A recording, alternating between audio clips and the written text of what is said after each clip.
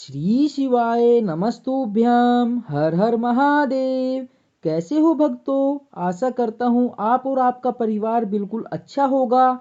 भक्तों, आज की वीडियो में मैं आपसे बात करने वाला हूँ समस्त मनोकामनाओं को पूर्ण करने के लिए व इच्छा पूर्ति के लिए दीपक के बारे में। शिव मंदिर में एक ऐसा दीपक प्रज्वलित करें जिससे कि आपकी मनचाही सभी मनोकामना बहुत जल्द ही भोलेनाथ जी की कृपा से पूर्ण हो जाए और आपके जीवन की चाहे कोई भी परेशानी और कोई भी बड़े से बड़ा संकट हो, कोई भी समस्या हो जिसकी वजह से आप बहुत अधिक परेशान हो, इस दीपक को प्रज्वलित करने से आपकी समस्या का समाधान व बड़ी से बड़ी संकट टल जाए। तो अगर आपको नौकरी मिलने में समस्या आ रही है या फिर जहां पर आप काम कर रहे हैं, व्यापार में आपको तरक्की नहीं मिल रही है, क्या व्यापार में घाटा हो रहा है, किसी भी प्रकार की आपकी समस्याओं, शिक्षा में सफलता नहीं मिल रही है या परिवार में बहुत अधिक कलह कलेश रहता हो, सुख समृद्धि का अभाव हो, आप इस उपाय को कर सकते हैं। और आपकी कोई भी विशेष मनोकामना हो, जैसे कि दाम्पत्य जीवन में बहुत अधिक कलेश रहता है, यदि आप चाहते हैं पति पत्नी के रिश्ते मधुर हो जाए, संतान की प्राप्ति में बाधाएं आ रही है या फिर मनचाही संतान की कामना हो, तो इस उपाय को करने से निश्चित ही आपको लाभ होगा।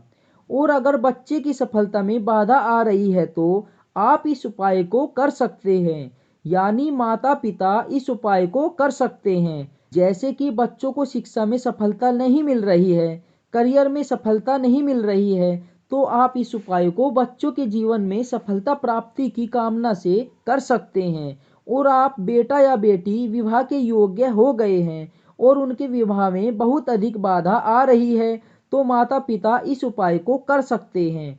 चाहे तो बच्चे से भी करवा सकते हैं। मतलब किसी भी कामना से अगर आप यह उपाय करेंगे, निश्चित ही वह कामना भगवान भोलेनाथ की कृपा से पूर्ण होगी।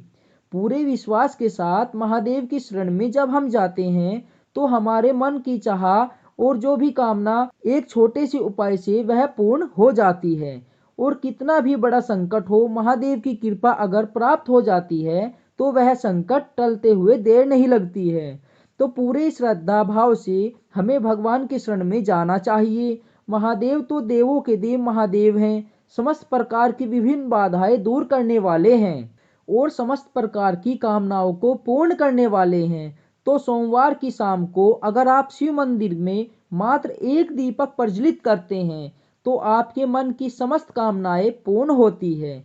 धन प्राप्ति की कामना है, संतान प्राप्ति की कामना है, मन चाहा जीवन साथी चाहते हैं या फिर विवाह में बहुत अधिक देरी हो रही है, सुंदर और योग्य जीवन साथी चाहते हैं, नौकरी व्यापार शिक्षा जीवन के हर क्षेत्र में सफलता की कामना है, कर्जा से मुक्ति चाहते हैं, समस्त प्रकार के दुखों का निवारण हो जाएगा मात्र एक दीपक प्रज्वलित करने से। तो किस प्रकार से दीपक प्रज्वलित करना है, कौन से नियमों का पालन करना है, किस समय में दीपक प्रज्वलित करना है, यह समस्त जानकारी मैं आपको आज इस वीडियो के माध्यम से देने वाला हूँ। वीडियो को पूरा जरूर देखिए और अगर आपको आज की वीडियो अच्छी लगे तो लाइक भी जरूर कीजिए, शेयर भी जरूर कीजिए। और अगर आपने हमारे चैनल को अभी तक सब्सक्राइब नहीं किया है तो चैनल को सब्सक्राइब जरूर कर लीजिए। तो चलिए अब जानते हैं किस समय आपको यह उपाय करना है और किस समय आपको दीपक प्रज्वलित करना है। देखिए, भगवान भोलेनाथ की पूजा में जो सबसे महत्वपूर्ण समय होता है वह प्रदोष काल का समय होता है। प्रदोष काल के समय में भगवान से की गई पूजा प्रार्थना और कोई भी अपनी मनोकामना बहुत ही शीघ्र पूर्ण हो जाती है। इसलिए प्रदोष काल का समय बहुत ही महत्वपूर्ण माना गया है। भगवान भोलेनाथ की पूजा में प्रदोष काल का जो समय होता है, शाम का समय यानी संध्या काल का समय, सूर्यास्त से 45 मिनट पहले और 45 मिनट बाद का जो समय होता है वह प्रदोष काल कहलाता है। तो इसी समय में जो संध्या वंदन का समय होता है, हमें मंदिर जाना चाहिए।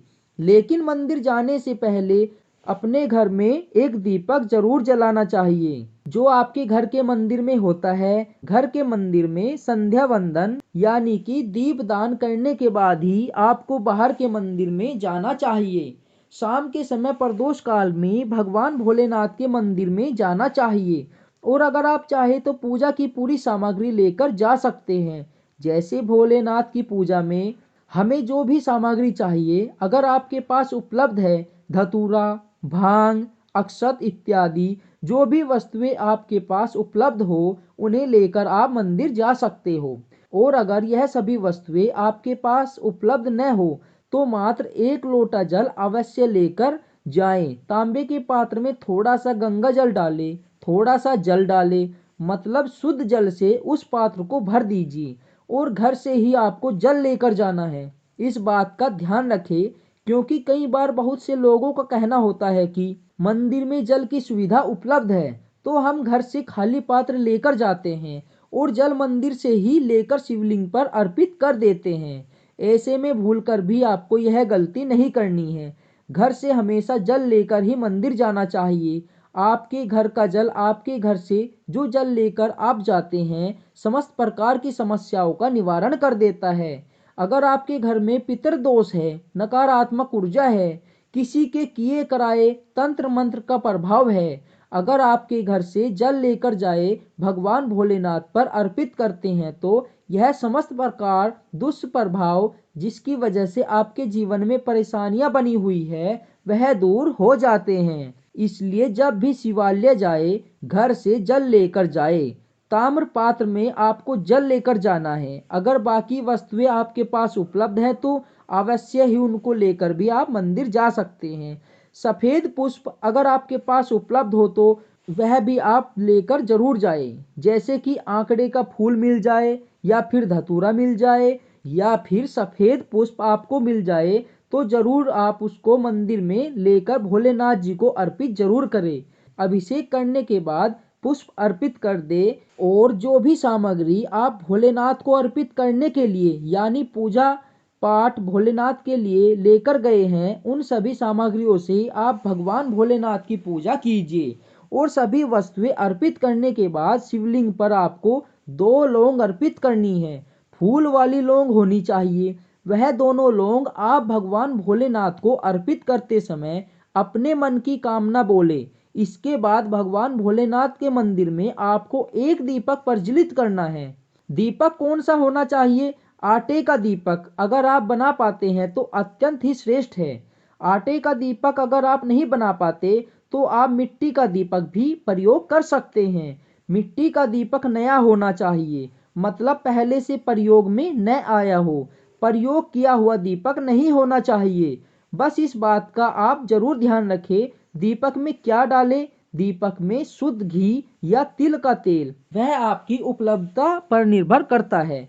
आप चाहे तो शुद्ध घी का भी दीपक प्रज्वलित कर सकते हैं और अगर शुद्ध घी न हो तो ऐसे में आप तिल के तेल का प्रयोग भी कर सकते हैं।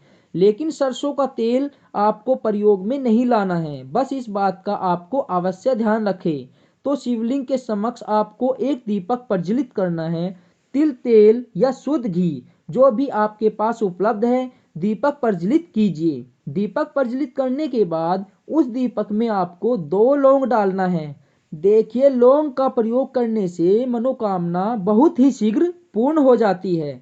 जब हम किसी भी विशेष मनोकामना के लिए पूजा करते हैं तो शिव मंदिर में शिवलिंग पर लौंग अर्पित करने से और लौंग का दीपक प्रज्वलित करने से मन्नत शीघ्र ही पूर्ण हो जाती है।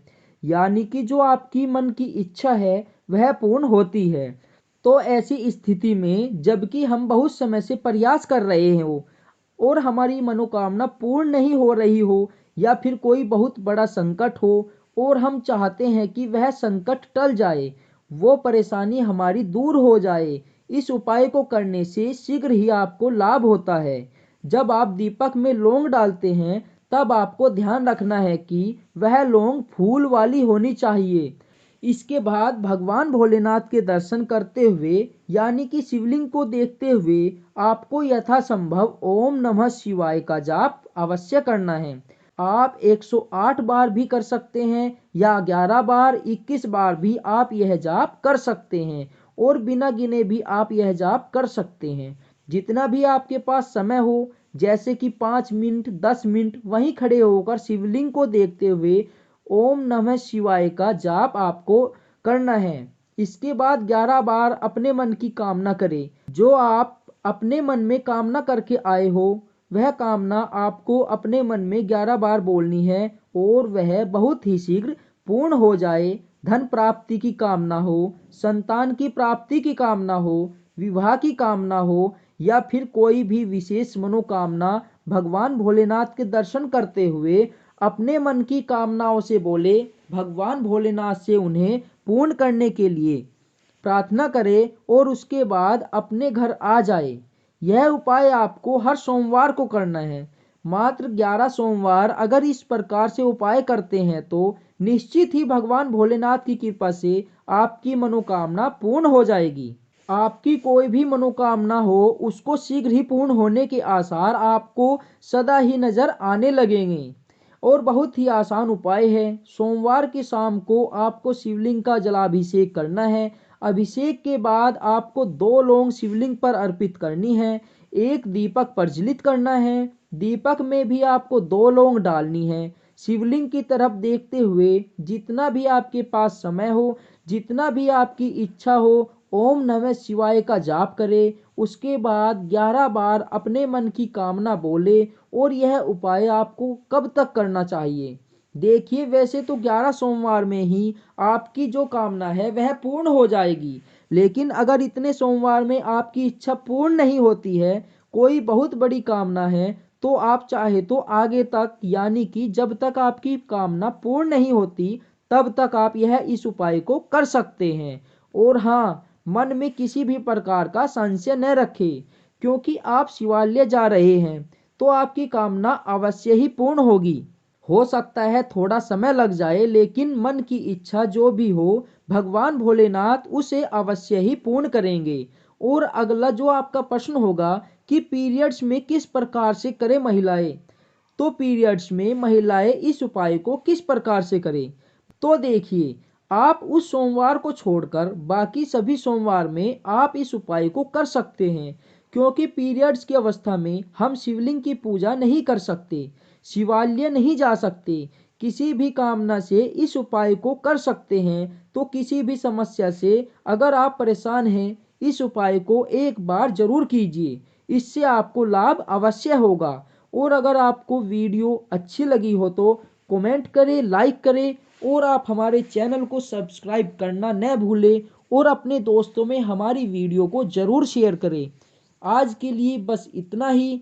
मिलते हैं अगली वीडियो में। तब तक के लिए श्री शिवाय नमस्तुभ्यम। हर हर महादेव।